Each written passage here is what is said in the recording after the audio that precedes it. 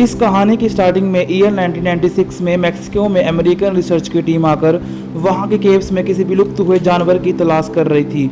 उस जगह पर वहां के लोगों ने यह दावा किया था कि वो क्रिएचर यहाँ काफ़ी देखा गया है, जो कि कोई आम क्रिएचर नहीं है, वो बाकी सभी जानवरों से अलग है और उसके पास काफ़ी अजीब ताकतें हैं। लोग उस क्रिएचर से इसलिए परेशान थे कि वो क्रिएचर उनके पालतू जानवरों पर अटैक किया करता था। जब वो रिसर्च टीम गुफा में उस क्रिएचर को ढूंढ रही थी तो उन्हें वहां दीवारों पर उस क्रिएचर के कुछ निशान दिखाई देते हैं, जो कि इस बात का प्रूफ था कि वो क्रिएचर सच में यहाँ पाया जाता है। तभी उस टीम को एक वर्कर बाहर भागता हुआ अपने टीम के लीडर के पास आता है और उसे बोलता है कि हमें वो क्रिएचर मिल गया है जिसे हम ढूंढ रहे थे। और यह सुनकर टीम लीडर उस वर्कर के साथ केव के अंदर चले जाते हैं और उन्हें वो क्रिएचर मिल जाता है जो कि उनके सामने था। वो बहुत छोटा और प्यारा था। फिर वो साइंटिस्ट उसके करीब जाने लगते हैं और वो काफ़ी खुश होते हैं कि वो इस क्रिएचर की खोज करने में कामयाब हो गए हैं। वो उस क्रिएचर को मारना नहीं चाहते थे बल्कि गवर्नमेंट को सौंपना चाहते थे और इस क्रिएचर का मिलना उन लोगों को बताना था कि जो बोलते थे कि ये सिर्फ अफवाह है। वो इस क्रिएचर के पीछे इसलिए पड़े थे कि इसकी हेल्प से किसी बीमारी को ठीक किया जा सकता है। साइंटिस्ट के करीब जाने पर वो क्रिएचर बहुत डर रहा था क्योंकि वो एक बच्चा था। लेकिन तभी वहाँ उस बच्चे की माँ सामने आ जाती है, जो कि अपने बच्चे को मुसीबत में देखकर उन्हें दहाड़ने लगती है और उन पर अटैक कर देती है। वो साइज में बहुत बड़ी और खतरनाक थी। वो अपने बच्चे को मुंह में पकड़कर केव से बाहर भाग जाती है।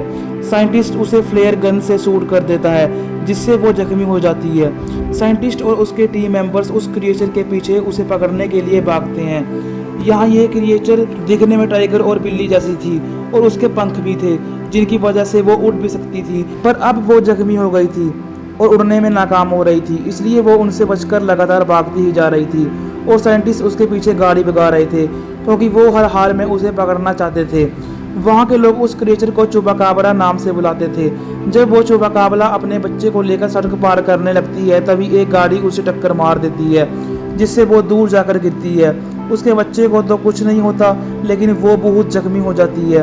वो टीम अभी भी उसका पीछा कर रही थी। फिर वो चुबाकाबरा अपने एक आइडिया से अपने बच्चे को एक सेफ जगह पर छोड़कर खुद दूसरी जगह पर रिसर्च टीम के सामने चली जाती है। वो चुबाकाबरा उनका ध्यान अपनी तरफ कर लेती है और भागकर उस टीम को अपने पीछे लगाकर दूसरी जगह ले जाती है ताकि उसका बच्चा उस टीम से बच सके।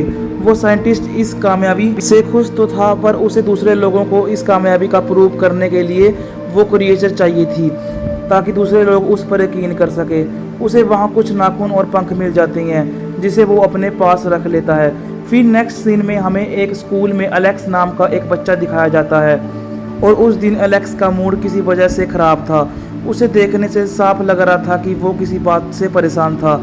जब एलेक्स स्कूल से अपने घर लौटता है तो उसकी मदर उसे स्पेनिश और मैक्सिकन लैंग्वेज सीखने को कहती है, लेकिन वो इन्हें सीखने को मना कर देता है और इसके कारण से स्कूल में सभी बच्चे उसका मजाक उड़ाते थे क्योंकि उसे यहाँ की लैंग्वेज ही नहीं आती थी। जब से उसके फादर की कैंसर से डेथ हुई थी तभी से एलेक्स बहुत परेशान रहने लगा था। फिर उसकी माँ उसे बोलती है कि तुम मैक्सिको में चले जाओ ताकि तुम अपने परिवार के बारे में जान सको। मैक्सिको एलेक्स के ग्रैंडफादर रहते थे और एलेक्स आज तक अपने ग्रैंडफादर के पास मैक्सिको नहीं गया होता और एलेक्स अपनी मॉम के कहने पर वहाँ जाने के लिए मान जाता है। जब वो एयरपोर्ट से वहाँ उतरते हैं तभी उसके ग्रैंडफादर उसके गले से लिपट जाते हैं। उसके दादा बहुत मजाकिया थे लेकिन वो इतना खुश भी इसी कारण थे कि वो अपने पोते से पहली बार मिल रहे थे। लेकिन एलेक्स इतना खुश नहीं होता, अभी भी उदास मूड में रहता है और उसके उदास रहने पर एलेक्स के ग्रैंडफादर को पता चल जाता है कि वो अपने फादर के जाने के बाद परेशान रहने लगा है और उसे स्पेनिश भी नहीं बोलनी आती। फिर उसके दादा उसे बताते हैं कि मैं एक विलेज में रहता हूँ जहाँ तुम्हारे कजन्स भी आए हुए हैं जो तुम्हारे साथ वक्त गुजारेंगे और खेलेंगे। घर आकर एलेक्स अपने कजन से मिलता है जो कि रेसलर की कॉस्ट्यूम पहनकर खेल रहा था। एलेक्स देखता है कि उसका कज़न जो रेसलर के कपड़े पहन रहा था वो उसके ग्रैंडफादर के थे क्योंकि उसके दादाजी पे एक फेमस रेसलर रह चुके थे। फिर एलेक्स अपनी दूसरी कज़न से मिलता है जो उसे घर में पड़े सभी मास्क और रेसलर के कपड़े दिखाती है और ट्रॉफीज भी जो कि उसके दादाजी ने जीते होते हैं। वो अपनी दादा की रेसलिंग भी देखता है टीवी पर। एलेक्स को अभी यह पता लग गया था कि उसके दादाजी अपने टाइम के एक फेमस रेसलर थे और बहुत से लड़ाइयाँ भी जीती थी, पर एक दिन उनको एक रेसलर ने जोर से बाहर उठाकर फेंक दिया जिससे कि वो बेहोश हो गए।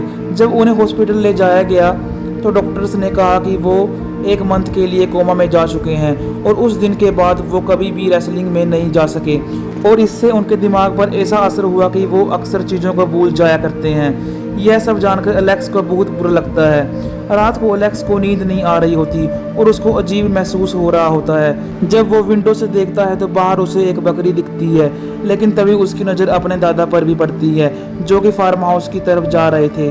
फिर एलेक्स उन्हें देखने के लिए चला जाता है, जहाँ वो देखता है कि दादाजी ने एक म्यूजिक बॉक्स पकड़ा हुआ है जिसे बजाकर वो बार बार सामने की तरफ देख रहे हैं। उन्हें देखने से यह लग रहा था कि वो किसी के आने का इंतजार कर रहे हैं। जहाँ खड़ा एलेक्स अपने दादाजी को देख रहा था, वहाँ उसे महसूस होता है कि झाड़ियों में कोई जानवर है जो कि उसकी तरफ आ रहा है और वो डर के मारे पीछे हटने लगता है और जोर से चीख मारता है। उसकी आवाज़ सुनकर उसके दादाजी भी बाहर आ जाते हैं। उसे देखने के लिए दोनों कजन्स भी उठकर उसके पास आ जाते हैं। एलेक्स उनको बोल देता है कि मैंने झाड़ियों में किसी खतरनाक जानवर को देखा है, लेकिन उन झाड़ियों में से एक ब्लैक रैबिट बाहर निकलकर आता है और उसे देखकर उसके कजन्स एलेक्स पर हंसने लगते हैं। वहाँ से उसके कजन्स के जाने के बाद दादाजी एलेक्स से पूछते हैं कि एलेक्स, क्या तुमने सच में उसी को देखा था वहाँ? फिर एलेक्स को अपने दादाजी पर शक होने लगता है कि वो उनसे कुछ छिपा रहे हैं और वो वहाँ अपने किसी चीज़ के बारे में एलेक्स से पूछ रहे थे कि तुमने यहाँ उसको देखा।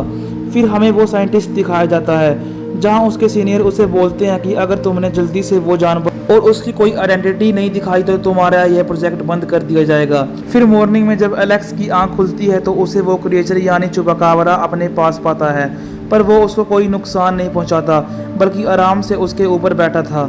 पर एलेक्स उसे देखकर डर जाता है और ऐसा करने से चुपा भी डर जाता है और इधर उधर भागता हुआ खिड़की से बाहर भाग जाता है और शोर होने पर एलेक्स के कज़न वहां आ जाते हैं देखने के लिए। फिर एलेक्स खिड़की से बाहर देखता है उस क्रिएचर को देखने के लिए, लेकिन वो उसे वहां दिखाई नहीं देता, जबकि वहां उसकी कज़न बैठी थी जो कि हेडफोन लगाकर म्यूजिक सुन रही होती है और यहाँ जो हुआ उसने कुछ नहीं सुना। फिर एलेक्स यह सोचता है कि अगर मैं इसे बताऊंगा कि यहाँ क्या हुआ तो ये मेरा फिर से मजाक उड़ाएंगे और वो उसके पास आकर बैठ जाता है। उसकी कज़न कहती है कि दादाजी गायब हैं, हमें उन्हें ढूंढना चाहिए। फिर वो मार्केट जाते हैं उन्हें ढूंढने के लिए, लेकिन वो वहाँ उन्हें नहीं मिलते। जब वो वापस कार से जा रहे होते हैं तो इन्हें रास्ते में दादाजी मिल जाते हैं जिनके पास एक बकरी थी। उनके पूछने पर दादाजी कहते हैं पता नहीं मैं यहाँ क्यों आया, और वो घर का रास्ता भी भूल गए थे क्योंकि उनको भूलने की आदत थी। जब वो कार से जा रहे होते हैं तो उन्हें रास्ते में रिसर्च टीम मिलती है जो कि चुपा की तलाश कर रही होती है। घर आकर एलेक्स अपनी कजन से कहता है दादाजी हमसे कुछ छुपा रहे हैं और जहाँ तक मेरा ख्याल है वो हमसे एंशिएंट टाइम का क्रिएचर चुपाकाबरा को छिपा रहे हैं, लेकिन उसकी कजन को उसकी बातों पर यकीन नहीं होता। फिर रात को एलेक्स म्यूजिक बॉक्स को लेकर फार्म हाउस में जाता है और उसे बजाने लगता है जिसकी आवाज़ से चुपा बाहर आ जाता है। उसे देखकर एलेक्स म्यूजिक बॉक्स उसके सामने गिरा देता है। चुपा बहुत डरा होता है। फिर दोनों एक दूसरे के पास आ जाते हैं और दोनों की दोस्ती हो जाती है। एलेक्स और चुपा आपस में बड़े खेलते हैं। फिर अचानक मौसम खराब हो जाता है और बिजली की आवाज़ से चुपा काफ़ी डरता है। फिर एलेक्स उसे सहारा देता है। फिर अगली सुबह एलेक्स के दोनों कजन्स को चुपा के बारे में पता चल जाता है। शुरुआत में तो वो दोनों बहुत डरते हैं, लेकिन बाद में वो समझ जाते हैं कि ये हमें कोई नुकसान नहीं पहुंचाएगा। तभी वहाँ उनके दादाजी भी आ जाते हैं और चुपा को किसी पालतू जानवर की तरह अपने पास बुला लेते हैं। फिर वो उन सबको बताते हैं कि जब मैं कार से अपने घर आ रहा था तो इसकी माँ मेरी गाड़ी से टकरा गई थी, और वो कहते हैं कि मुझे लगा कि ये कोई अनजान जानवर होगा तो मैं आगे बढ़ गया, लेकिन जब मैं घर पहुंचा तो मुझे ये मिला और इसकी मॉम कहीं और जा चुकी थी और इसे देखकर मैं समझ गया कि ये बहुत डरा हुआ है और मुझे कोई नुकसान नहीं पहुंचाएगा। फिर मुझे पता चला कि वो रिसर्च टीम इसे ही ढूंढ रही है और वो इस पर एक्सपेरिमेंट्स करेंगे, और मैंने इसकी जान बचाने के लिए इसे यहाँ रख लिया। फिर एक दिन उनके घर पर वो साइंटिस्ट और उसका एक साथी आता है जो कि उनको एक नंबर प्लेट दिखाते हैं, क्योंकि जब चुपाकाबरा उनकी गाड़ी से टकराया था तो उनकी प्लेट वहीं गिर गई थी। और वो बोलते हैं कि हमें आपके घर की तलाशी लेनी है, लेकिन दादाजी उन्हें तलाशी लेने से मना कर देते हैं और उन्हें वहां से वापस भेज देते हैं। एलेक्स और उसके कजन्स की दोस्ती चुपा से बहुत गहरी होती जा रही थी, पर वो एक छोटा बच्चा था तो बहुत डरा हुआ भी था और फिलहाल उसे उड़ना नहीं आ रहा था, और इस काम में उसकी हेल्प एलेक्स का कजन करता है जो कि चुपा को छत पर ले जाकर उड़ना सिखाता है। अब एलेक्स का मन वहां लगने लगता है और खुश भी होता है। फिर एक दिन दादाजी एलेक्स को उसके डैड के बारे में बताते हैं कि जब मैंने रेसलिंग छोड़ दी थी तो वो मैंने तुम्हारे फादर को सिखाई थी और वो बहुत होशियार भी थे, लेकिन जब उन्हें तुम्हारी मौत मिली तब से उन्होंने रेसलिंग छोड़ दी थी। दादाजी की बातें सुनकर एलेक्स को बहुत बुरा लगता है और बहुत गुस्सा होता है, जिसकी वजह से दादाजी यह पता लगा लेते हैं कि एलेक्स के इतने गुस्से का कारण ही इतना परेशान रहना है। फिर वो एलेक्स का दिमाग हमेशा के लिए ठंडा रखने के लिए उसके साथ रेसलिंग लड़ते हैं और उसे लड़ने के लिए उकसाते हैं।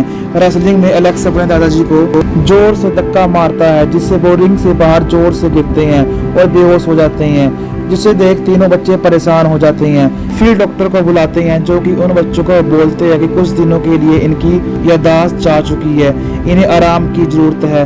तभी उसी दिन उनके वहाँ वो साइंटिस्ट आ जाता है। वो जैसे फार्म हाउस में जाता है उसे वहाँ चूपा दिख जाता है और चूपा को गन मारकर बेहोश कर देता है। फिर उसे उठाकर अपने साथ ले जाने लगा।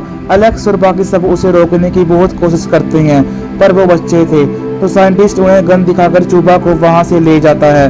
तीनों बच्चे बड़े परेशान हो गए थे। फिर एलेक्स अपने दादाजी के पास जाता है और उन्हें सारी बातें बताता है, लेकिन उसके दादाजी की याददाश्त तो जा चुकी थी, तो वो उसे पूछते हैं कि कौन चूपा और तुम कौन हो। फिर एलेक्स अपना दिमाग लगाकर उन्हें बताता है कि आपका ओपोनेंट वो ही रेसलर आ गया है जिसने रिंग से आपको बाहर गिरा दिया था। और यह सुनकर उनको बहुत गुस्सा चढ़ गया। वो जल्दी से अपनी रेसलिंग वाली कॉस्ट्यूम पहनते हैं और साइंटिस्ट से लड़ने के लिए तैयार हो जाते हैं। बाहर आते ही वो साइंटिस्ट को जोर से लात मारते हैं, जिससे वो साइंटिस्ट दूर जाकर गिरता है। फिर वो अपने जोर से उन्हें हरा देते हैं, क्योंकि वो अपने पैसे से एक पहलवान होते हैं। साइंटिस्ट को हराने के बाद फिर वो सभी उसकी गाड़ी में बैठकर वहां से भाग जाते हैं, क्योंकि साइंटिस्ट ने पहले ही चूपा को गाड़ी में रख दिया था। फिर साइंटिस्ट अपनी टीम को लेकर दूसरी कार में उनकी तरफ निकल पड़ता है। एलेक्स अपने दादाजी को पूछता है कि आपने इसकी मॉम को कहाँ देखा था, क्योंकि जहां आपने उसे देखा होगा वहीं चूपा का घर होगा। लेकिन उसके दादाजी यह बात भी भूल गए थे। पर लेकिन कुछ देर बाद चूपा अपने आप भागने लगता है। उसके पीछे वो सभी भी भागने लगते हैं, क्योंकि उन्हें पता लग गया था कि चूपा अपने घर का रास्ता जानता है। फिर चूपा भागते भागते एक बड़ी सी खाई के पास आ जाता है, जिसके ऊपर एक लोहे का पाइप लगा होता है। जैसे कि एलेक्स को पता था कि चूपा को उड़ना नहीं आता, तो वो पाइप के सहारे आगे जाता है। तभी जहां एलेक्स खड़ा था उसके पीछे एक लेपर्ड आ जाता है। लेपर्ड के डर के हमारे एलेक्स पीछे होता हुआ पाइप पर चढ़ जाता है। तभी वहां उसके दादाजी भी आ जाते हैं और लेपर्ड से लड़ने लगते हैं और उसे वहां से भगा देते हैं। लेकिन जैसे ही एलेक्स वापस आने लगता है तो वो पाइप टूट जाता है और वो एक छोटे से लोहे के पाइप पर लटक जाता है। तभी वहां चूपा भी वापस आ जाता है और जब वो एलेक्स को पकड़ने लगता है तभी वो पाइप पूरा टूट जाता है और दोनों खाई में गिरने लगते हैं। कि तभी चूपा अपने पंखों से उड़ने लगता है, इससे कि चूपा उड़ना सीख जाता है और एलेक्स ने चूपा की पूंछ पकड़ी होती है और एलेक्स की जान बच जाती है और वो सारे बहुत खुश होते हैं। जब वो जश्न मना ही रहे होते हैं कि तभी वहाँ वो साइंटिस्ट आ जाता है और चूपा को शूट कर बेहोश कर देता है और उसके हाथ में एक इलेक्ट्रिक गन होती है, जिससे वो सभी को डराता है और पीछे रहने को मजबूर करता है। जब वो साइंटिस्ट चूपा को गाड़ी से ले जा रहा होता है कि तभी वहाँ चूपा की फैमिली आ जाती है, जो कि उसकी गाड़ी पर हमला करने लगती है। यह सीन देखकर एलेक्स और बाकी सब बड़ा खुश होते हैं। फिर वो साइंटिस्ट बाहर आकर चूपा को गोद में लेकर उसकी फैमिली को वो इलेक्ट्रिक हथियार दिखाकर डराने लगता है। लेकिन तभी पीछे से दादाजी आकर उसका हाथ को पकड़ लेते हैं, जिसमें वो इलेक्ट्रिक हथियार होता है और चूपा को छुड़वा लेते हैं। फिर वो अपने रेसलिंग के एक मूव से उस साइंटिस्ट को नीचे पटक देते हैं। चूपा अपनी फैमिली से मिलकर बहुत खुश हो जाता है। फिर एलेक्स चूपा को अलविदा करता है और वो सारे अपने घर निकल पड़ते हैं। एलेक्स अपने कजन्स के साथ बहुत खुश था और उसको कुछ दिन बाद वापस अपने घर जाना था। यहाँ उसने बहुत अच्छा टाइम गुजारा और अब वो खुश रहने लगता है। फिर एलेक्स अपने दादाजी को अलविदा करता है और गले मिलता है, प्लेन में बैठ जाता है। तभी उसे विंडो से चूपा उड़ता दिखाई देता है और यही हमारी मूवी की एंडिंग हो जाती है।